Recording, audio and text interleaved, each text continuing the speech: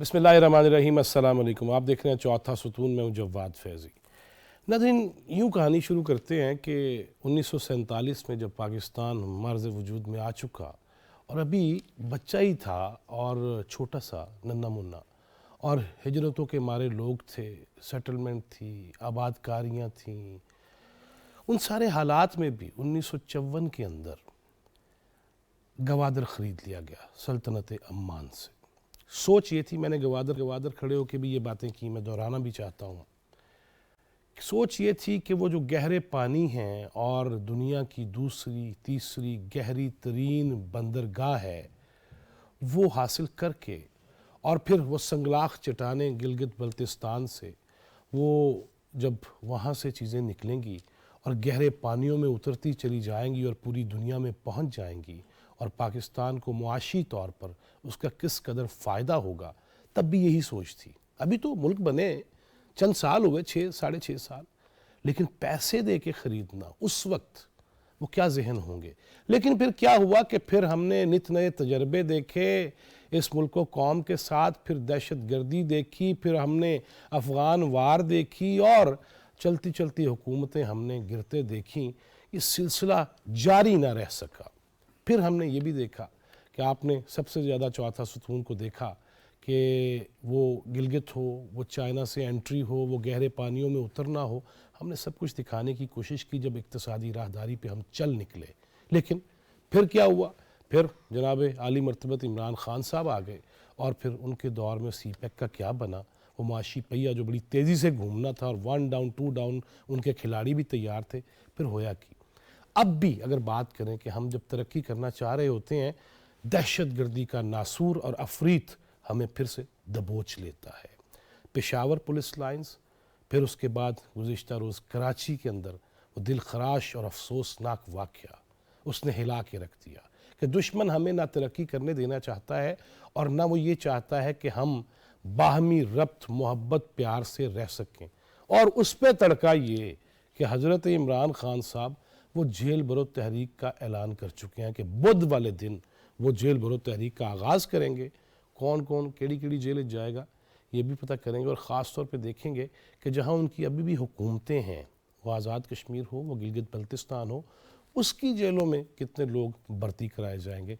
ये पूछने के लिए बहुत सारे ऐसे, आज का बहरहाल ये प्रोग्राम एक यादगार प्रोग्राम इसलिए होगा कि बहुत सारी बातें हैं जो हम करना चाहते हैं अपने मुअज़्ज़ज़ मेहमान से, और वो हैं साबिक़ वज़ीर आला गिलगित बल्तिस्तान जनाब हाफ़िज़ हफ़ीज़ुर रहमान।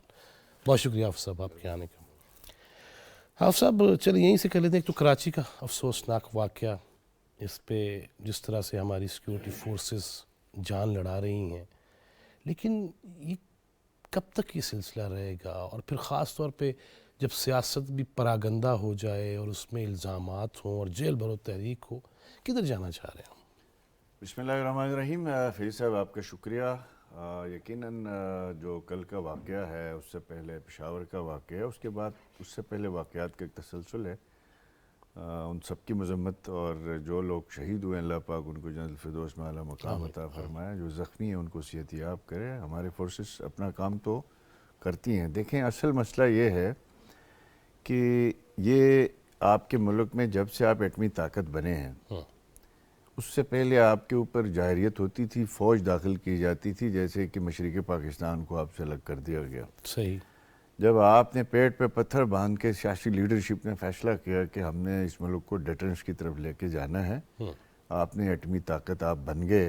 अल्हम्दुलिल्लाह हमारे कायद नवाज शरीफ साहब ने 28 मई को धमाके किए। उसके बाद आपके पास एक ताकत आ गई, आपके बराबरी की ताकत आ गई। उसके बाद हमारे अंदर दुश्मन और बाहर के दुश्मन ने ये बात तय की कि अब इस मुल्क में कोई जाहिरियत बाहर से नहीं की जा सकती, लिहाजा अंदर से ही सारे खोखले किए जाएं।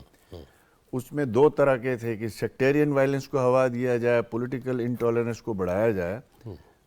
फिर उसमें जो मुशर्रफ साहब ने बैरूनी जंग शुरू की, उसके नतीजे में आपको कितनी कुर्बानियाँ देनी पड़ी। किस्सा मुख्तसर ये है कि दे के 2013-14 में जब नवाज शरीफ साहब वज़ीर आज़म थे तो APS का वाक़या हुआ।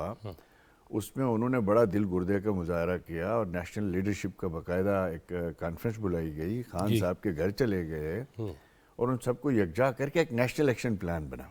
بالکل ٹھیک ہے. اس نیشنل ایکشن پلان کے نیچے کافی ٹیئرز بنے, کافی سارے. تو آپ دیکھتے ہیں جب جو ہی وہ نیشنل ایکشن پلان, کراچی وہیں تھا, پولیس وہیں تھی, رینجر وہیں تھی.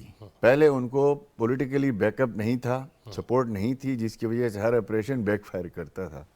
آپ نے اس نیشنل ایکشن پلان کے امبریلا کے نیچے پولیٹیکل گورنمنٹ کی سرپرستی کے اندر جب آپ نے فیصلے کیے, اس پہ عمل درآمد کیا, تو آپ کو نتیجہ ملا. کراچی میں بھی امن لوٹ آیا. بالکل ٹھیک ہے. گلگت بلتستان میں میری گورنمنٹ سے پہلے 5 سال جو تھے, اس میں 350 سے 400 لوگ قتل ہو گئے مذہبی بنیادوں پہ.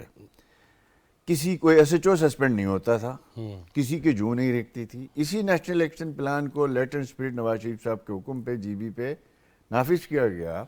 اس گلگت بلتستان میں 5 سال میں ایک شخص مذہبی طور پہ قتل نہیں ہوا. جو ریاست تھی, جو ادارے تھے, وہ فنکشنل ہو گئے, وہ ایک پولیٹیکل امبریلا کے نیچے آ گئے. اب اس کے بعد جو حضرت عمران صاحب کو لایا گیا, دیکھیں یہ پورا ایک منصوبہ تھا نا جی. آپ نے ایک محاذ کو آپ نے شکست دی, اس کے بعد فیصلہ کیا کہ آپ پولیٹیکلی انٹالرنس معاشرہ پیدا کرنا ہے. وہ اگلا دریا تھا منیر نیازی کے بقول. جی وہ اگلا دریا خان صاحب کی شکل میں لایا گیا. اور اس کے بعد 4 سال, میں 2 سال as a chief minister Imran Khan کے ساتھ مجھے کام کرنے کا اتفاق ہوا. وہ بھی آگے چل کے پوچھوں گا کہ ہوا کی کسی. اب اس دوران ہم بارہا کہتے رہے کہ خدا را اس نیشنل ایکشن پلان کی میٹنگز کو تسلسل دیں. نیکٹا کی پہلے میٹنگ کی عمران خان نے, جب وہ وزیر اعظم بنے, اس کے بعد سارے چیف منسٹروں کے ساتھ, وہ بورڈ پہ ہے, ریکارڈ پہ ہے کہ نیکٹا بورڈ کا اجلاس ہوا. بالکل ٹھیک ہے. ہم سب اس میں شریک ہوئے پہلی دفعہ. ہم اس کے اوت شوت میں نہیں گئے, لیکن جب جہاں ذمہ داری آ گئی وہاں ہمارے لیڈرشپ نے کہا آپ جائیں. اس میں انہوں نے کنٹینر والی تقریر کی. میں یہ ریکارڈ پہ لانا چاہتا ہوں کہ ہم سب اس وقت جو ہے وہ ایجنڈے کی طرف لانے کی بات کرتے رہے. انہوں نے کہا جی سب غلط ہو گیا ہے, ہاسٹیلیٹی میجرز نہیں اپنائے گئے ہیں, پیسے کا لوٹ مار ہوا. تو میں نام لے کے بتاؤں گا آج کہ اس وقت جنرل نوید مختار جو D G I S I تھے, انہوں نے خان صاحب کو کہا اگر آپ کہتے ہیں کہ کچھ بھی نہیں ہوا ہے تو آج امن کہاں سے آ گیا؟ یہ پیس, یہ ریسٹوریشن, یہ اتنی شہادتیں ہوئی ہیں, آپ آ کے وہ گفتگو کریں, آپ ایجنڈے پہ آ جائیں. تو اس میں تلخی ہوئی. اس تلخی کے نتیجے میں وہ میٹنگ بغیر نتیجے کے ختم ہوئی. ٹھیک ہے جی. اس کے بعد سے لے کے میں نے 1.5 سال وہاں کام کیا. 1.5 سال میں نیشنل ایکشن پلان کی کوئی میٹنگ نہیں ہوئی نہیں, کوئی میٹنگ نہیں ہوئی. 4 سال عمران خان کے دور میں ایک نیشنل ایکشن پلان کی میٹنگ ہوئی ہے, اور وہ بھی ایجنڈے کو ادھورا چھوڑ کے وہ میٹنگ ختم کر دی گئی. ہاں, ہم نے اپنے صوبے میں تسلسل کے ساتھ کوشش کی. جو اپیکس کمیٹی پروونشل تھی وہ ہم نے جاری و ساری رکھی, جس کی وجہ سے 5 سال ہمارے پورے ہو گئے. الحمدللہ اس صوبے کو اللہ پاک نے حفظ و امان میں رکھا. ہماری گورنمنٹ گئی, اس سے لے کے ابھی تک جو ہے وہ 27 لاشیں گر چکی ہیں جی بی میں, اسی طرح کے چھوٹے موٹے واقعات. آپ صاحب آپ نے جو بات کی, یہ انڈین میڈیا مسلسل جی بی کے وہ فوٹیج دکھا رہا ہے, ٹاپ سٹوریز, وہ کیا کہانی ہے؟ دیکھیں اس کے پیچھے میں سمجھتا ہوں کہ جو پی ٹی آئی کی شکل میں وہاں پہ ایک عذاب مسلط کر دیا گیا گلگت بلتستان میں. جنرل باجوہ اور جنرل فیض کی فرمائش تھی. کیا فرمائش یہ تھی کہ جی بی کو, گلگت بلتستان کو پہلے جو ہے آئینی صوبہ بنانے کے حوالے سے اسٹیبلشمنٹ کی رائے یہ ہوتی تھی کہ اس کو صوبہ نہ بنایا جائے, مسئلہ کشمیر کو نقصان ہوگا. ٹھیک ہے. 5 اگست کے بعد ہماری اسٹیبلشمنٹ میں ایک رائے تبدیل ہو گئی. انہوں نے کہا نہیں, اب گلگت بلتستان کو اور آزاد کشمیر کو دونوں کو پروویژنل کانسٹیٹیوشنل صوبہ بنانا چاہیے, پروویژنل. اوکے ٹھیک ہے. تو اس دوران خان صاحب کو کہا گیا کہ آپ یہ کام کریں, ستاج عزیز رپورٹ پہ عمل کریں. انہوں نے کہا جی پہلے کشمیر کے الیکشن ہونے دیں, مجھے وہاں جتائیں, پھر میں اس پہ کچھ کرتا ہوں. اچھا جی یہ ریکارڈ کی بات ہے. اوکے. اور آزاد کشمیر کے الیکشن جیسے بھی مینوپولیٹ کرا کے ان کو دے دیے گئے. اس کے بعد کہا گیا کہ اب آپ اس کو کابینہ میں لے جائیں, پارلیمنٹ میں لے جائیں, جی بی اور کا ایشو, نیشنل سیکیورٹی کا ایشو بنا کے. ٹھیک ہے. تو خان نے کہا نہیں, یہ گلگت بلتستان کے الیکشن ہونے دیں, وہاں مجھے جتائیں. اچھا. اس کے بعد اس پہ بات ہوگی. آپ کو یاد ہوگا ایک بڑا مشہور واقعہ ہوا تھا کہ جنرل باجوہ نے کھانے پہ بلایا تھا نیشنل لیڈرشپ کو. بلاول صاحب اور شہباز صاحب وغیرہ سارے گئے تھے, وہ آف دی ریکارڈ تھی. ٹھیک ہے. وہ میٹنگ کس کے لیے تھی؟ گلگت بلتستان کو نیشنل سیکیورٹی کا درجہ دے کے اس علاقے کا جو مسئلہ ہے, جو سٹیٹس ہے, اس کو حل کرنے کے لیے اسٹیبلشمنٹ نے اپنی ایک ریکویسٹ کی نیشنل لیڈرشپ سے. بالکل ٹھیک. وہاں یہ طے ہوا کہ گلگت بلتستان کے مسئلے کو ہم ایڈریس کریں گے جی بی میں فری اینڈ فیئر الیکشن کے بعد.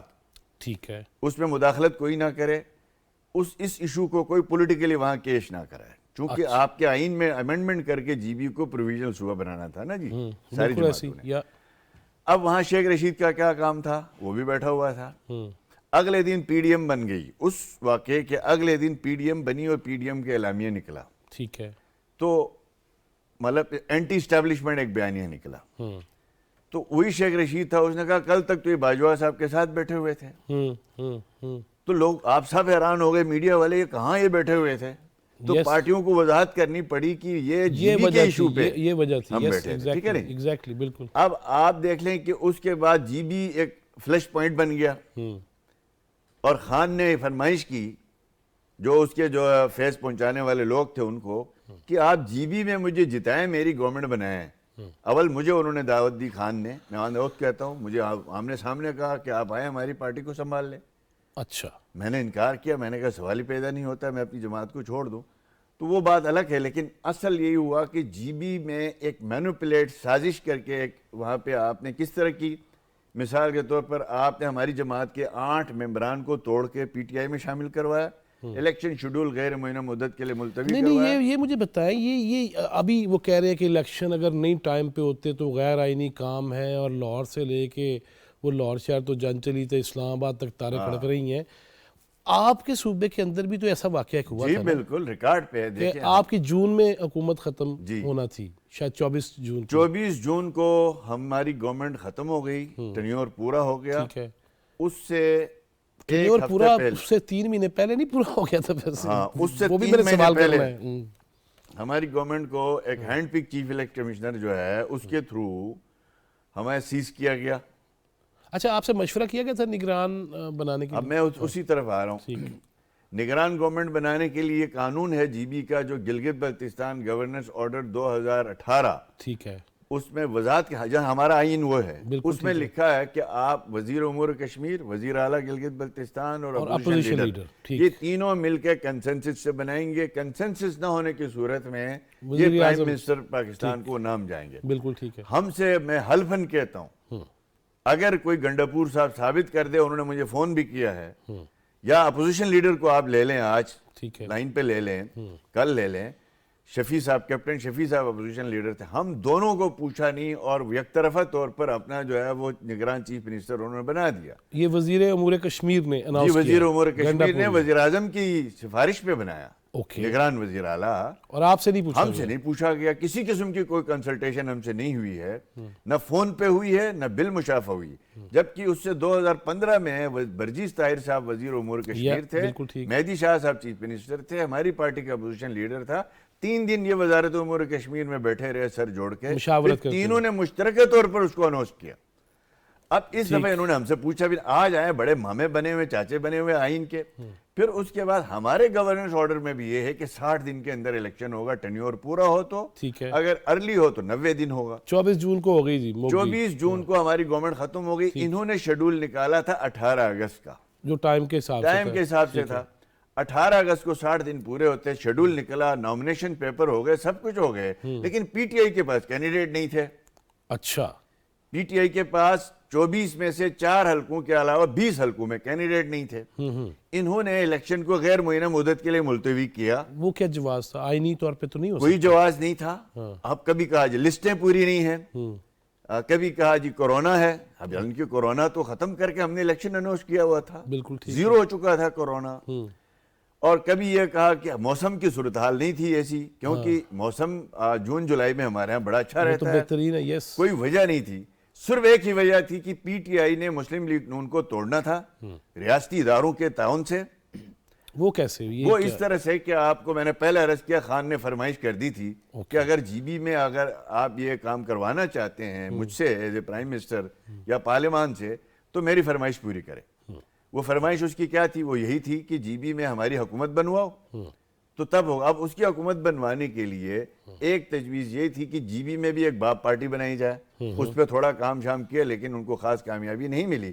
پھر دوسرا آپشن یہ اپنایا کہ الیکشن غیر معینہ مدت کے لیے ملتوی ہو گئے، پھر ہو گئے، اعلان ہوا اس کے بعد ہمارے جو الیکٹیبلز ہیں ان کو اپروچ کیا گیا کہ اب نون لیگ کو تو ہم نے آنے نہیں دینے ہیں، الیکشن تب ہوں گے جب پی ٹی آئی کے پاس کینڈیڈیٹ پورے ہوں گے۔ ہمارے 8 سٹنگ ممبران کو پی ایم ایل این سے اٹھا کے پی ٹی آئی میں ڈلوایا گیا اور ان کو ٹکٹ دلایا گیا۔ کس نے ڈلوایا؟ یہ فیض ہے، یہ آپ کا بریگیڈیئر جو ہمارے تھے، نام اس کے ساتھ لگانا عجیب لگتا ہے، نعیم صاحب، جو آزاد کشمیر میں جو باجوہ صاحب نے جس کو سیک کیا، آزاد کشمیر میں جو پرائم منسٹر آزاد کشمیر کے حوالے سے 1 ارب روپے کی کہانی چلی تھی نا جی، وہ صاحب ہمارے ہاں تو وہ آپریشن کر کے آئے تھے، پہلے اس کی ڈیوٹی جی بی میں لگی تھی۔ اوکے، جتنی ریاستی ادارے تھے ان سب کی ایک ہی ڈیوٹی لگائی گئی تھی۔ اب وہاں انہوں نے ایک مینوپولیٹ الیکشن کروایا، کب کروایا؟ جا کے 1 نومبر کو، 15 نومبر کو، ہمارا تھا 18 اگست۔ مسلم لیگ نون کو توڑنے کے بعد، ہمارے خلاف نیب کے کیسز کھولنے کے بعد اور من گڑت کیسز بنانے کے بعد پھر یہ مرحلہ آیا کہ انہوں نے بہرحال جیسے تیسے 15 نومبر کو الیکشن۔ اب الیکشن شیڈول دیکھیں، لیڈرشپ میں فرق یہ ہوتا ہے، نواز شریف صاحب آئے تھے الیکشن شیڈول سے پہلے جی بی میں، اور ہم نے کہا آپ الیکشن شیڈول کے بعد آ جائیں جلسے کے لیے۔ نواز شریف صاحب نے یہ کہا نہیں، آپ کا علاقہ حساس ہے، ہم نہیں چاہتے کہ آپ کے الیکشن کسی بھی طور پر مینوپولیٹ ہو جائے، کوئی تاثر بنے، میں الیکشن شیڈول سے پہلے آؤں گا، اور وہ گئے بھی، اس سے پہلے آئے۔ اب عمران خان کو یہی اسٹیبلشمنٹ ہماری، آج دیکھیں نا بدقسمتی سے اس وقت کی اسٹیبلشمنٹ جنہوں نے اس ملک کو تباہ کیا، میں سمجھتا ہوں انہوں نے عمران خان صاحب کو بلایا گلگت 1 نومبر، الیکشن شیڈول کے بعد 15 کو پولنگ ہے، 1 نومبر کو خان صاحب کو بلایا جاتا ہے گلگت، اور ہمارا نیشنل ڈے ہوتا ہے، 1 نومبر ہمارا نیشنل ڈے ہے۔ اس دن پاک فوج کے زیر اہتمام تقریب ہوتی ہے، 2019 میں بھی آیا ہے، میں بھی وہاں موجود ہے، یہ ریکارڈ پہ ہے۔ تو میں نے اس وقت خان صاحب کو کہا اگر آپ نے کوئی نیشنل لیڈرشپ کے خلاف بات کی تو اسی سٹیج سے میں جواب دوں گا۔ تو اس وقت تو وہ خاموشی سیب اور برف کی باتیں کر کے واپس نکل گئے۔ اس دفعہ انہوں نے 1 نومبر کو، وہاں کا پاپولر ڈیمانڈ کیا تھی جی بی کی؟ وہ تھی جی بی کو پروویژنل صوبہ بنا دیا جائے، وہ اعلان کروایا فوج نے وہاں اس سے۔ یعنی آپ دیکھ لیں 15 نومبر کو الیکشن ہے، شیڈول کے بعد۔ اب سب یہیں سے بات شروع کریں گے، کراچی کی صورتحال بھی ہے اور جیل برو تحریک کا معاملہ بھی ہے۔ ہمارے ساتھ پیپلز پارٹی کی مرکزی رہنما سینیٹر سسی پلیجو ہیں۔ السلام علیکم سسی جی۔ جی وعلیکم السلام۔ سسی پلیجو صاحب، بڑا افسوسناک واقعہ ہوا کراچی کے اندر، جتنا بھی افسوس کیا جائے کم ہے، لیکن ہم نے عزم بھی رکھنا ہے کہ سب مل کے اس کا مقابلہ کریں گے، اور خاص طور پہ ان حالات میں خان صاحب کہہ رہے ہیں بدھ والے دن سے جیل برو تحریک شروع کر دیں گے۔ کیا لگتا ہے آپ کو کتنی جیلیں بھر جائیں گی؟ جی سب سے پہلے تو یہ بڑی اہم بات کی آپ نے، جو کراچی کا واقعہ ہوا، اور اس میں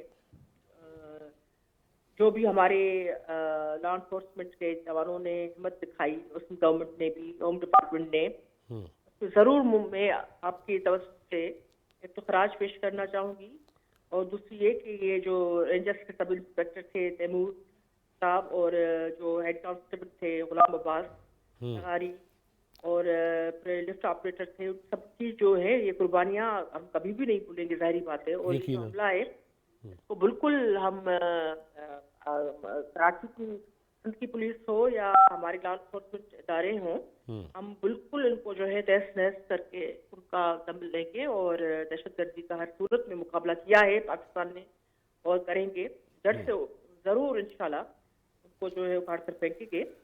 بات یہ ہے کہ پولیٹیکل ایسی چیزوں میں جہاں دہشت گردی کی فضا اتنی بار بار پاکستان کو ٹارگیٹ کیا جاتا ہو یا کوشش کی جاتی ہو، کئی دفعہ ہمارے نے چیز کو روکا ہے اور بڑی حکمت عملی سے کام بھی کیا ہے، اور بھی مزید کوآرڈینیشن سے کام کرنے کی ضرورت ہے۔ اس حکومت کا یہ ظاہری بات ہے، ایک مقصد بھی یہی ہے، کیونکہ دہشت گردی ایک بلا ہے، دو موئی بلا ہے، اور ریجن بڑے اس کے چیلنجز بھی ہیں، لیکن اس میں پھر ہمیں دیکھنا ہوگا سیاستدانوں کو بھی، پولیٹیکل پولرائزیشن کو ہم جتنا بھی اس کو کنٹرول میں رکھ سکیں، اس کو بڑھنے نہ دیں، کیونکہ جو دہشت گردی یا جس کے معاشی مسائل ہوتے ہیں اس کا ٹارگیٹ جو ہے عام عوام ہوتے ہیں، عام ہمارا پولیس والا ہوتا ہے، عام ہمارا کلرک ہوتا ہے، عام ہمارا جو ہے طالب علم یا ٹیچر یا جو ڈاکٹر یا خواتین ہو مرد ہو۔ ہمیں اگر پاکستانی عوام کا سوچنا ہے پولیٹیکل ڈفرینس اپنی جگہ پہ، ہر کسی کو رائے حق ہے اپنی رائے رکھے، سیاست کرے، صحیح. لیکن سیاست صاف ستھرے طریقے سے بھی ہو سکتی ہے. سیاست بغیر بالکل ریجڈ ایک کانفلکٹ زون میں جانے بغیر بھی اپنی بات رکھتے ہوئے ہم آگے بڑھ سکتے ہیں، لیکن ہم آگے نہیں بڑھ رہے ہیں. مجھے ایسا لگتا ہے کہ جمہور کا کبھی کبھی تاریخ ہوا لگتا ہے، کبھی لگتا ہے کہ جو مسائل ہیں معاشی ہوں یا دوسرے، اس کا حل بالکل ہے ہمارے آنکھوں کے سامنے ہے، لیکن کیونکہ وہ تدبر، وہ جو ڈائریکشن پولیٹیکل ایک ہونی چاہیے جس پر تھوڑا سا عمل کر کے ہم بہتر کر سکتے ہیں میرے خیال میں. حالانکہ قربانیاں بھی ہیں، ایک نظریات بھی ہیں. لیکن سسی جی، میں یہ پوچھنا چاہوں گا کہ سیلاب ہو تب بھی خان صاحب سیاست پہ اتر آتے ہیں اور وہی طرز تخاطب ہے. اب جب دہشت گردی کے معاملات ہیں، اب وہ جیل برو تحریک ہے. یہ اس موقع پر تو مل جل کے سب کو مقابلہ کرنا چاہیے، ایک آواز ہونا چاہیے. لیکن یہ جو اب سیاست شروع ہو گئی ہے جیل برو تحریک والی، اس کو کس قدر کامیاب دیکھ رہے ہیں اور اس کے اثرات معیشت پہ اور ہمارے معاشرے پہ کس قدر دیکھ پا رہے ہیں آپ؟ بات یہ کہ ہم لیول پلینگ دینے کے ہمیشہ حق میں رہے ہیں. احتجاج سب کا حق ہے، اس میں ہم نے کبھی نہیں کہا کہ کسی کو حق نہیں ہے. لیکن اس بات میں اپنی بات کو تھوڑا سا دہراؤں گی. جو ابھی پہلے میں نے شروع میں جو بات کی وہ وہی ہے، پرائرٹی کیا ہونی چاہیے. سب پرائرٹی یہ ہونی چاہیے کہ پاکستان معاشی طریقے سے جو چیلنج کو سامنا ہے تو گمبھیر مسئلہ ہے، ایسا بھی نہیں کوئی سادہ سے ہے، تو اس کے حل بھی موجود ہے. لیکن وہی بات ہے کہ اس میں اگر ہم اس سے جو ہے ایشوز پیدا کریں گے تو نیچرلی پھر وہ جو دہشت گردی ہو، اس سے معاملات ہوں، اس سے جو اور جو انڈیا جیسے ہمارے پڑوسی ممالک جو سے کبھی بھی پڑوسی ہونے کا فرض ادا نہیں کیا، مودی جیسے فاشسٹ ذہن والے لوگ بیٹھے ہوں، ان کی نظر عرب میں ہو، پاکستانی کسی چیز کو، پاکستان کی جہاں کہاں کوئی کمزوری ہے اس کو پکڑ کر اس کا اور بھی جو ہے گلو پڑا کر کے اس کو ریجن پہ بدنام کیا جائے یا اس کو نیچا دکھایا جائے انٹرنیشنل فورم پہ، اس کا بھی ہم نے دیکھنا ہے. تو سیاستدانوں کو صرف پارٹی کے تعلق کو پی ٹی آئی ہوئے کوئی بھی اس چیز کا ضرور وہ سوچے اس وقت پاکستان مسائل کا شکار ہے، اس کی سیاست کا جو ہے وہ ٹیمپریچر اتنا بھی نہ بڑھائے کہ اس میں کہیں حل نظر نہ آئے، لوگوں کی فرسٹریشن بڑھ جائے. یہ بھی ایک بہت جنریشن تک یہ چیزیں رہتی ہیں، ایسا نہیں ہے کہ چیزیں ہوا میں تحلیل ہو جاتی ہیں. صحیح. بہت شکریہ سینیٹر سسی پلیجو آپ کے وقت کا. حافظ صاحب، یہ جو آپ نے بات کی کہ اب وہ کہہ رہے ہیں کہ الیکشن اگر نہیں کراتے تو جیل بھر دیں گے، آپ بتا رہے ہیں کہ خود الیکشن شیڈول اناؤنس کر کے اس کے بعد اس کو ملتوی کر دینا اور پھر اس کے بعد الیکشن شیڈول کے باوجود وزیر اعظم پاکستان کا وہاں جانا، یہ کس طریقے سے بھی یہ مطالبہ رکھ سکتے ہیں کہ نہیں جی کراؤ ورنہ جیل بھر دیں گے؟ آپ کے جی بی میں جیل بھری جائے گی ویسے؟ دیکھیں، یہ پارٹی ایک عذاب کی صورت میں ایک فتنے کی شکل میں اس پاکستان میں ہے، جو جس لمحے بات کر رہی ہے اسی لمحے اس کے الٹ بھی کرتی ہے. اور اتنے جھوٹ تو میرے خیال میں کائنات میں کسی نے نہیں بولے ہوں گے جنہیں یہ بولتے ہیں. یہ صدر پاکستان ڈاکٹر صاحب جو ہے، جو ڈینٹل ڈاکٹر صاحب ہیں محترم، انہوں نے وہ شیڈول جو ہے وہ اناؤنس کیا، انہوں نے پھر وہ غیر معینہ مدت کے لیے کینسل کر دیا تھرو پرائم منسٹر کے ایڈوائس پہ. اوکے. اور اس کے بعد جب ان کے لیے سوٹ کیا تب انہوں نے جا کے وہاں پہ شیڈول اناؤنس کر دیا. وہاں آئین کہاں گیا تھا، وہاں قانون کہاں گیا تھا. اب دیکھیں گلگت بلتستان کو تو ان 2.5 سالوں میں ویسے ہی انہوں نے جیل بنا دیا. آپ پورے گلگت بلتستان میں آپ دیکھ لیں کہ ان 2.5 سالوں میں دھرنے، جلسے، جلوس، ہنگامے اور اختلاف رائے کرنے والوں کو جیلوں میں ٹھوسا جاتا ہے، ان کی معاشی قتل کیا جاتا ہے. اور گلگت بلتستان میں تاریخ میں کبھی اتنی بدترین صورتحال نہیں رہی. اس وقت صورتحال یہ ہے کہ 22 سے 23 گھنٹے کی لوڈ شیڈنگ ہے گلگت میں اور اسکردو میں. اور ہمارے دور میں 5 سال میں الحمدللہ سردیوں میں 8 سے 9 گھنٹے کی بجلی، 6 گھنٹے کی بجلی ہم دے رہے تھے. پروجیکٹ ہم لگا بیٹھے تھے. 4 سال خان صاحب نے ان پروجیکٹس کو بند کر دیا، جس کی وجہ سے وہ پروجیکٹ تکمیل کی طرف نہیں گئے. اب جب شہباز صاحب دوبارہ آئے تو ان پروجیکٹس کو لے کے ہم دوبارہ آگے بڑھ رہے ہیں. تو عرض کرنے کا مقصد یہ کہ گلگت بلتستان کی صورتحال تو یہ ہے اس وقت. کل ان کے وزراء فون کر رہے تھے پریس کانفرنس کہ ہمارے پاس اگلے مہینے تنخواہیں دینے کا بل نہیں ہے، پیسے نہیں ہیں وہاں پہ جی بی میں. اور اب آج دن بھر سے چل رہا ہے کہ ہمارے جو حکومت ہے جی بی میں جو پی ٹی آئی کی ہے، انہوں نے اپنی تنخواہیں بڑھائی. اچھا. With back benefits. اچھا. ٹھیک ہے، اور کل کے دن ہی ان کو اے جی پی آر سے پیسے ملے ہیں، فی ممبر 1 کروڑ 50 لاکھ روپے ایریئر وصول کیا ہے۔ اچھا، یعنی ایک طرف یہ پریس کانفرنس کر رہے ہیں فیڈریشن کے خلاف، آپ نے جو بات کی نا انڈیا کے چینلز میں جو بات چیت ہو رہی ہے، میں سمجھتا ہوں یہ پری پلان ہو رہا ہے۔ وہ پری پلان اس طرح سے ہو رہا ہے کہ خان فرمائش کر رہا ہے ہمارے اس بزدار 2 کو، خالد خورشید جو چیف منسٹر ہے جی بی کا، کہ آپ نے جی بی میں ایسا ماحول پیدا کرنا ہے، انرسٹ پیدا کرنا ہے، تاکہ وہ خبریں جو ہے وہ پاکستانی میڈیا میں تو نہ چلیں، انڈین میڈیا میں چلیں، اس سے جو ہے یہ تاثر دیا جائے کہ پاکستان تباہ و برباد ہو چکا ہے۔ استغفر۔ میں ریکارڈ درستگی کے لیے میں عرض کر دیتا ہوں کہ میں چیلنج کرتا ہوں کہ اگر وہ ساری جو جلسے جلوس ہو رہے ہیں ان میں سے کوئی بھی غلط نہیں ہے، ان کو انگیج کیا کسی نے، کیوں نہیں کیا جا رہا ہے؟ دھرنے چل رہے ہیں مہینوں سے، کیچ بند ہوتا ہے۔ ابھی پچھلے دنوں ایپیکس کمیٹی جو ہے وہ اسٹیبلشمنٹ کی، فوج کی جو ہے وہ ریکویسٹ پہ حکم پہ ہوئی ہے، اس میں یہ فیصلہ ہوا کہ جو مین سڑکیں بند نہ کی جائے۔ ٹھیک ہے، اب آپ یہ دیکھیں، آپ نے احتجاج پہ پابندی لگانا ہے تو مسئلے بھی حل کریں نا۔ آپ نے گلگت بلتستان میں صرف 40 کروڑ روپیہ پی ٹی آئی کی وزراء اور ان کے ممبران نے ایریئر وصول کیا ہے گزشتہ 1.5 سال کا جب سے وہ آئے ہیں۔ اب پنجاب سب سے امیر صوبہ ہے نا ہمارا جی، جب شہباز شریف صاحب وزیر اعلیٰ تھے تو میں چیف منسٹر تھا جی بی کا، میری تنخواہ تھی 3.25 لاکھ روپیہ۔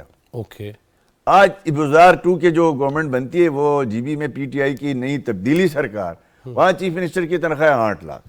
اچھا، 5 لاکھ کا فرق ہے، جی 5 لاکھ۔ 5.25 چلے، ممبران کی تنخواہ ہماری 2.25 لاکھ تھی، انہوں نے 5.5 لاکھ کر دی۔ سبحان اللہ۔ اور پورے پاکستان میں گلگت بلتستان کی گاڑیاں ہیں، تقسیم کی ہیں انہوں نے۔ آپ اسلام آباد میں دیکھیں گے جگہ جگہ گلگت کی نمبر پلیٹ کی گاڑیاں ہیں، بالکل ہے۔ جو وہ گاڑیاں الگ ہیں جو بغیر نمبر پلیٹ کی ہیں۔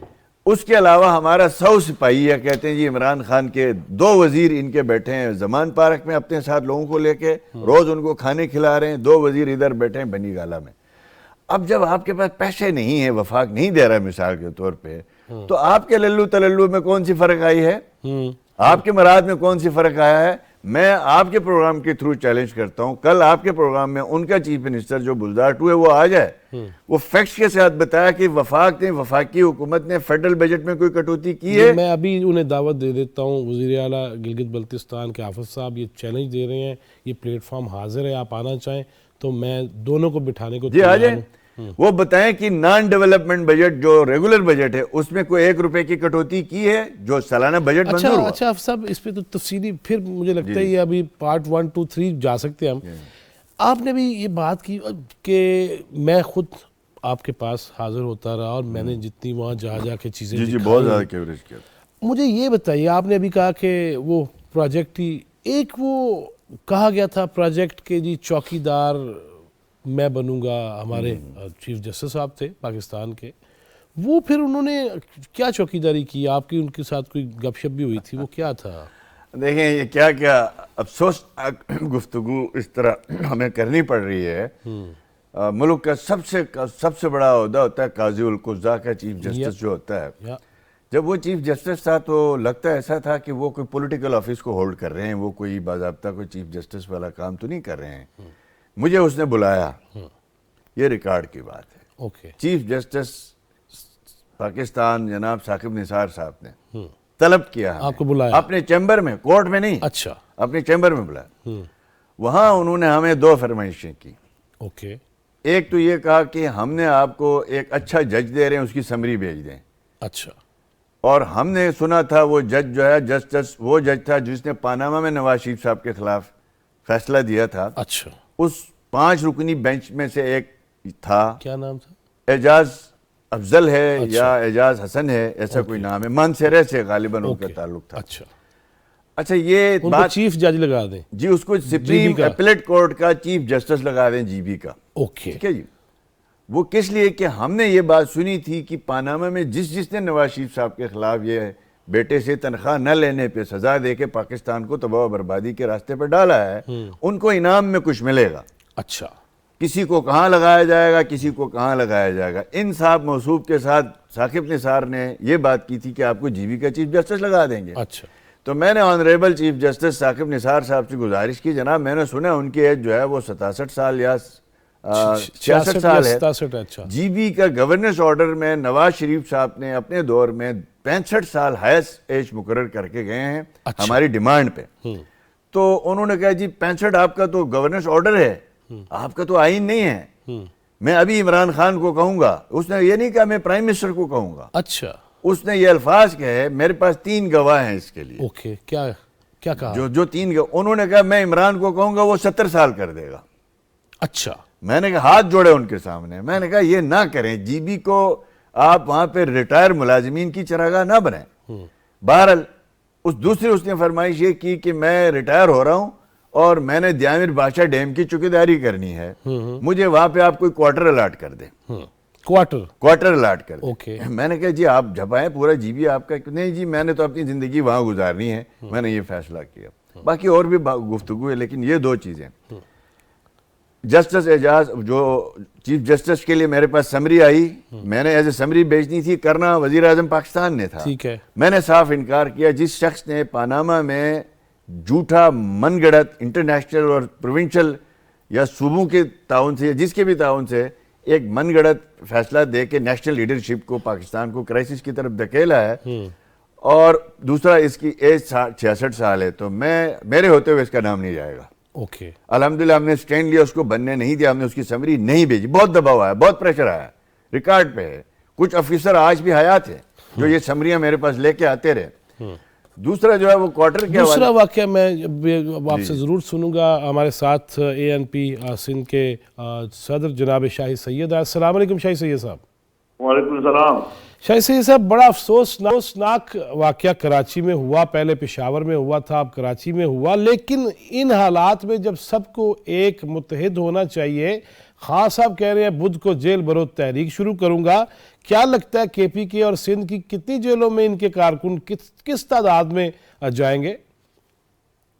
سب سے پہلے تو میں آپ کا شکریہ ادا کرتا ہوں اور دیکھنے اور سننے والے کو سلام دیتا ہوں. وعلیکم السلام. بھائی یار ایک جیل بھرے یا جو بھی بھرے, اس وقت جو ملک کی حالات ہے وہ اس چیز کی تقاضا نہیں کر رہا. وہ یہ تقاضا کر رہا ہے کہ ہم سب مل کے سر جوڑے اور اس ملک کو کرائسس سے نکالے. اور کرائسس ایک معاشی ہے اور دوسرا یہ جو دہشت گردی والا مسئلہ ہے, یہ جس طریقے سے سر اٹھایا ہوا ہے, اگر ہمارے پولیس اسٹیشن سیف نہیں ہو, ہمارے مسجد سیف نہیں ہے, تو کیا ہمارے کو اخلاقاً انسانیت کے ناطے مزید کوئی اور سیاست کرنا چاہیے؟ سب سے پہلے تو اس ملک کی اہمیت ہے. اگر یہ ملک برباد ہو, ہمارے ادارے برباد ہو, ہمارا پولیس سیف نہیں ہے, ہمارے جو مسجد سیف نہیں ہے, تو اس کے باوجود ہم جیل بھرے یا ہمیں اس مسئلوں کا حل نکالے. ہمیں تو میں سمجھتا ہوں کہ یہ بالکل بے تکا اور غلط نظریہ ہے اس بندے کا کہ یہ لوگوں کو, بچوں کو, اپنے بچے UK امریکہ UK میں بیٹھے ہوئے یا جہاں بھی بیٹھے ہوئے آرام سے بیٹھے ہوئے گولڈ سمٹ کے خرچے پہ لاکھوں ڈالروں میں, اور وہ اپنے انجوائے کر رہے ہیں, اچھی لائف گزار رہے ہیں. لوگوں کے بچوں کو جیلوں میں بھیجنا پر کس لیے؟ کہ تم پرائم منسٹر نہیں ہو یا تمہارے پاس عہدہ نہیں ہے, اس لیے. تو انسانیت کا تقاضا تو یہ کہ ملک کی حالت دے کے تو جانیے کہ بھائی ہمیں کچھ نہیں چاہیے, اس ملک کو سیدھا کرو, یہ ملک رواں کرو. اس وقت تو ہم بارڈر پہ کھڑے ہوئے کرائسس ہیں معاشرت, اور پھر یہ کہ پولیس سیف نہیں ہے تو پھر ادارے سیف نہیں ہے. روزانہ ہمارے فوج کے جوان شہید ہو رہے ہیں, ہر دن آئے دن. کوئی پنجاب سیف نہیں ہے, ابھی KPK خیبر پختونخوا سیف نہیں ہے, سندھ سیف نہیں ہے.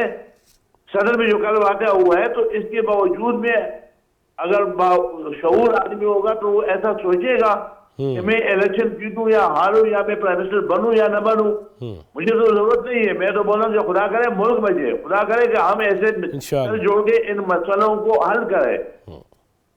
صحیح, بہت شکریہ جناب شاہد سید آپ کے قیمتی. اچھا جی, آپ صاحب چوکیدار آپ بتا رہے تھے, ثاقب نثار صاحب نے کہا کہ مجھے کوارٹر چاہیے, میں دیامیر بادشاہ ڈیم کی چوکیداری کروں گا. کی انہوں نے پھر چوکیداری؟ دیکھیں اس کے بعد میں نے ان کو وہی کمٹ کیا تھا کہ ہم آپ کو گھر دیں گے. اچھا. اور میں نے وعدہ کیا ان کے ساتھ. اس کے بعد میں گیا, مہینے کے اندر میں نے ڈپٹی کمشنر دیامر جو ہے ان کو میں نے کہا کہ آپ نے کوارٹر دینا ہے. انہوں نے کہا سر خیریت ہے. میں نے کہا جی ثاقب نثار صاحب نے یہاں چوکیداری کرنی ہے ڈیم کی اور فنڈ ریزنگ بھی کر رہے ہیں. تو الغرض کمشنر DC سے یہ فائلیں ہوتے ہوئے میرے پاس آئی اور ہم نے اس کے لیے باضابطہ طور پر کوارٹر الاٹ کر دیا جی. اور کرنے کے بعد جب وہ ریٹائر ہو گئے یہاں سے چیف جسٹس سے فارغ ہو گئے تو میں نے واٹس ایپ پہ فون پہ جتنے اس کے رابطے تھے وہ سارے میں نے ڈھونڈے, میرا کوئی رابطہ ان سے نہیں ہوا. اچھا. پھر میں نے ریکارڈ پہ ہے کہ میں نے ان کی ریٹائرمنٹ کے 1 مہینے بعد پریس کانفرنس کی. اس پریس کانفرنس کے ذریعے میں نے کہا جناب آپ کا کوارٹر آپ کا انتظار کر رہا ہے, آپ نے مجھے سپریم کورٹ آف پاکستان میں طلب کر کے کہا تھا کہ مجھے کوارٹر چاہیے, ہم نے کوارٹر دے دیا. اب چونکہ اس وقت ڈرامے کرنے تھے اور آپ نے جناب ڈیم کے نام پہ 30 ارب روپیہ نواز شریف صاحب جامر بادشاہ ڈیم کے کنسٹرکشن کے لیے چھوڑ کے گئے تھے, 70 ارب روپے اس نے ہمیں دیا تھا زمینوں کی وصول کے لیے, ایگزیکٹلی وہ ہم نے لے لیے. جو چلاس اور اب وہ 30 ارب روپیہ سالانہ 30 ارب سے زیادہ خرچ نہیں ہوتا. ہم نے بارہا یہ بات کہی یہ کیا ڈرامے ہو رہے ہیں. ٹوٹل 10 ارب روپے اس نے جمع کیا, وہ بھی پتہ نہیں آج کل کہاں ہے کہاں نہیں. تو الغرض دیکھیں جب اس ملک کے چیف جسٹس کے عہدوں پہ بیٹھے ہوئے لوگ پوائنٹ سکورنگ کے لیے, وقت کی پولیٹیکل گورنمنٹ کو نیچے دکھانے کے لیے, اب وہ اس دنوں یہ تاثر دے رہا تھا نا میں انٹرسٹڈ ہوں ڈیم بنانے میں, اس حکومت کا کوئی دلچسپی نہیں ہے, میں ہی ایک مسیحا ہوں.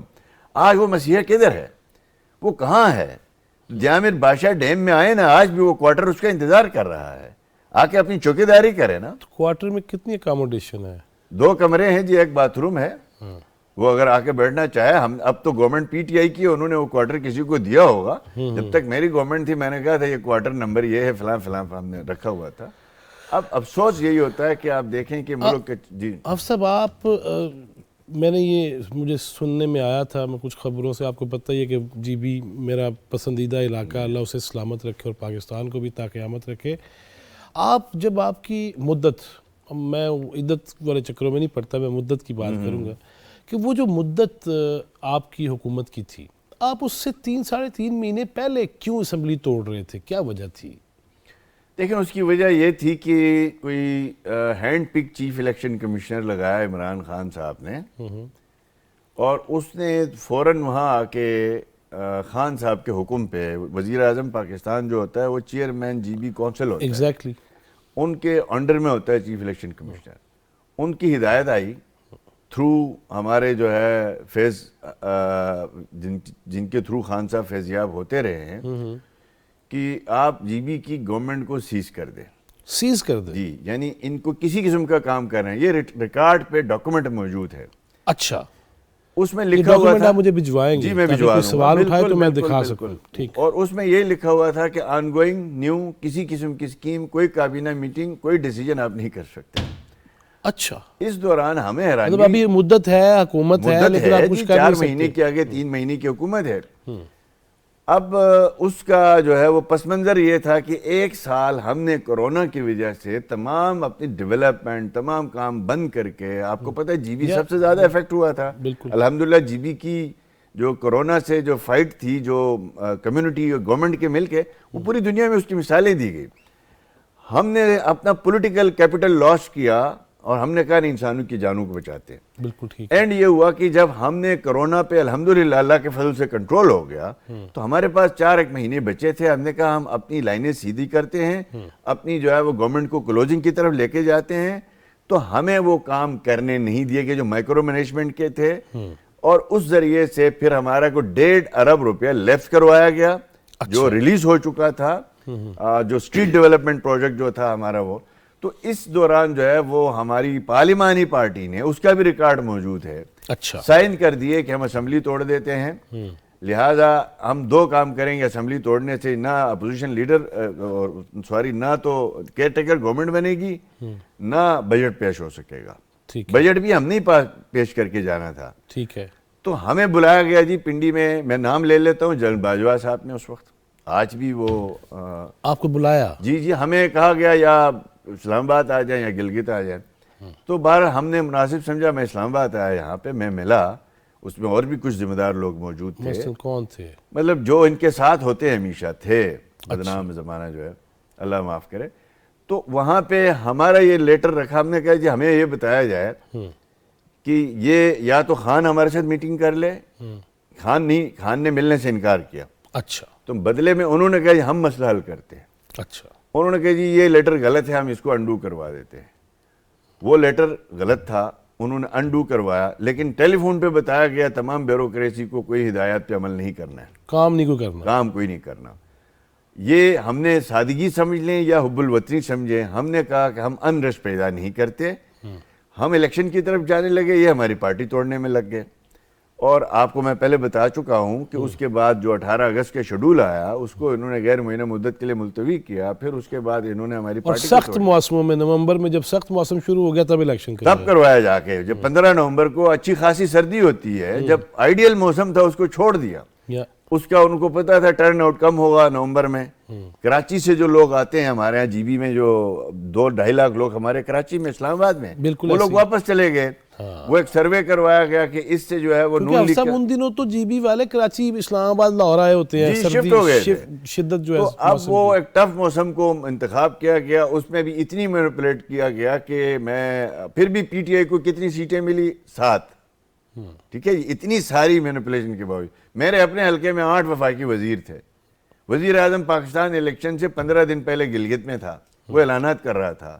گنڈاپور کے وہ اعلانات آپ نے مشہور سنے ہوں گے، 1,000 ووٹ کی لیڈ دو گے 1,000 کروڑ دوں گا. یعنی ایک نیلامی لگائی گئی. اب اس کے نتیجے میں کیا ہوا؟ ٹھیک ہے الیکشن میں ہار جیت ہوتی ہے، لیکن اگر آپ کو لیول پلین فیلڈ ملے، یہاں تو آپ نے یک طرفہ ریاست کے تمام اداروں نے مل کے اس پی ٹی آئی کو جی بی میں لائے ہیں. آج اس گلگت بلتستان کا حال کیا ہے؟ آج انڈین چینلز میں جو چل رہی ہیں، میرے 5 سال میں آپ دیکھ لیں، میں آپ کو نیریٹو کیا ہوتا ہے، کاؤنٹر نیریٹو کیا ہے. ہم نے کیا کیا، انڈیا کا ایک علاقہ، ہمارا مقبوضہ کشمیر میں جو علاقہ ہے کارگل، یہ 9 مہینے کٹا رہتا ہے ریسٹ آف انڈیا سے. ٹھیک ہے، وہاں پہ زلزلہ پاس ایک مشہور پروجیکٹ ہے، 10 سال سے چل رہا تھا، اور آکے منموہن سنگھ نے اس کو بند بھی کر دیا، پھر مودی نے شروع کیا، پھر بند کیا. آج بھی ان کا لداخ، کارگل 9 مہینے اپنے سینٹر سے کٹا ہوتا ہے. ٹھیک ہے جی. نواز شریف صاحب نے اس گورننس کو بہتر کرنے کے لیے جی بی میں یہ ایشوز پیدا نہ ہوں. ہمارا جو لواری ٹنل تھا وہ بھٹو صاحب کے دور سے شروع تھا، وہ کمپلیٹ ہو، آج چترال پورے سال دستیاب ہے نا. بالکل ہے. اسی طرح گلگت سکردو روڈ ایک بڑا مسئلہ بنا ہوا یس، وہ جو جگلوٹ سے 9 سے 11 گھنٹے لگتے تھے، ایک ہفتہ بند رہتا تھا. بالکل ایسے ہی ہے. آج الحمدللہ نواز شریف صاحب نے اس گورننس کا نتیجہ یہ ہے کہ اس فیصلوں کا کہ وہ 2.5 گھنٹے میں آج وہ روڈ آپ سفر کرتے ہیں گلگت سے سکردو. آج ہندوستان میں اس وقت کارگل میں جلوس ہوئے، پہلے یہاں جلوس ہوتے تھے، ہم نے کارگل جانے ادھر روڈ کھولو. اب وہاں شروع ہو گئے کارگل میں، جموں میں، لداخ میں، کہ ہمیں سکردو کا روڈ کھول دیں، وہاں یونیورسٹی بنی ہے، ہم نے وہاں جا کے پڑھنا ہے، اور وہاں پہ سڑک اچھی بن گئی ہے. آج بھی زلزلہ پاس نہیں بنا، لیکن گلگت سکردو روڈ بن گیا، لواری ٹنل بن گیا. آپ نے وہ سارے منصوبے جو وہاں گلگت بلتستان کے لوگوں کی زندگیوں میں آسودگی لاتے تھے، گڈ گورننس تھی، سروس ڈیلیوری تھی، اس کو آپ نے تباہ و برباد کر دیا. نتیجے میں لوگ سڑکوں پہ ہیں، اور وہ خبریں انڈین چینل چلا رہی منفی انداز میں. اب جی بی میں، آزاد کشمیر میں پی ٹی آئی کی گورنمنٹ ہے نا، آپ کل کیمرہ لے کے جائیں نا، وہاں پہ لوگوں سے پوچھیں. یہ جو یہاں بھڑکیں مارتے ہیں، 4 سال خان صاحب اپنے دور کا کوئی منصوبہ نہیں بتا رہا ہے، پلستر دکھا رہا ہے. یہ جیل بھرو تحریک کی جو بات ہے نا، نہیں ویسے جی بی میں کتنے لوگ گرفتاری دیں گے؟ میں سمجھتا ہوں ہمارے تو کافی سارے لوگ سرکار کے خرچ پہ اس وقت لاہور زمان پارک میں ہیں. ان کو موج محلہ بھی مل رہا ہے، ان کو تکے بھی مل رہے ہیں، ان کو ہوٹلوں میں کمرے بھی ملے ہوئے ہیں سرکار کے خرچ پہ. یہ ہم دیکھیں گے گلگت بلتستان میں. خان یہ کوئی جیل برو تحریک جو نہیں ہے، یہ صرف خان بچاؤ تحریک ہے. عمران خان جیل سے بہت ڈرتا ہے، میں ذاتی طور پہ اس سے واقف ہوں. اس نے ایک دفعہ خود مجھے کہا کہ میں 3 دن جیل میں رہا تھا وہاں میاں والی میں، 4تھے دن مجھے میرا دل کیا ایسے چو کو بلا کے جو تم کہتے ہو میں لکھ کے دینے کے لیے تیار ہوں. یہ خان صاحب نے خود کہا، کہتے یہ جیل کو لوگ مزاق سمجھتے ہیں. اب اس کو اندازہ نہیں ہے کہ اس نے جیل برو تحریک، کس کے پاس آخری آپشن ہے نا جی ملک میں تباہی کے لیے. تو میں یہ سمجھتا ہوں گلگت بلتستان سے جیل برو تحریک میں اب یہ جو لوگ جیل جائیں تو ان کا خرچہ سرکار کی طرف سے نہیں ہونا چاہیے، ان کی جیبوں سے ہونا چاہیے. ریاست کوئی خرچہ نہ اٹھائے، ان سب کو ڈالے جیلوں میں، اور ان کی گھروں سے ان کی روٹی لا کے ان کو کھلایا جائے، جتنے دن رہنا چاہتے ہیں رہیں. بہت شکریہ حافظ حفیظ الرحمان صاحب آپ کے وقت کا. ناظرین یقیناً ملکی اتنا خوبصورت علاقہ، دنیا کی بلند ترین چوٹیاں، پوری دنیا یہ دیکھنے آنا چاہتی ہے، اور اگر ہم اپنی فضول قسم کی اور اپنی انا اور ضد کے باعث نہ سیاحت رہنے دیں اور نہ ہم وہاں پہ ترقی ہونے دیں. بہت سارے پروجیکٹس جو حافظ صاحب نے ذکر کیا, یہ چوتھا ستون کا آپ ریکارڈ پہ چلے جائیے, آپ کو نظر آئیں گی یہ چیزیں کہ کس طرح ہم پہاڑوں پہ چڑھ رہے ہیں, کس طرح تھکے ہارے واپس پہنچے الرجیاں کرا کے, لیکن ہم نے دکھانا چاہا کہ اس ملک کی ترقی میں ہی سب کی ترقی ہے. لیکن سیاست کے چکروں میں اور ماضی میں کیے گئے بعض ایسے فیصلے جس کو پوری قوم بھگت رہی ہے. مجھے تو اچھی طرح یاد ہے جب 2015 میں الیکشن ہوئے جی بی کے, تو میں اس وقت ڈسٹرکٹ نہیں تھا, نگر میں کھڑا تھا, اور وہاں لوگوں نے کہا میرے پروگرام میں کہ جی یہ منشور میں ہے جو انتخاب لڑ رہے ہیں کہ جی نگر کو ڈسٹرکٹ بنا دیا جائے گا. میں نے وہاں کھڑے ہو کے کہا کہ اگر یہ وعدہ کیا تو پورا کرنا ہے, ورنہ احتجاجاً یہاں سے پروگرام کروں گا. حافظ صاحب کی مہربانی, ان کی کال آتی ہے اور مجھے کہتے ہیں جی آئیں پہنچے گلگت, آج ہم اناؤنس کر رہے ہیں.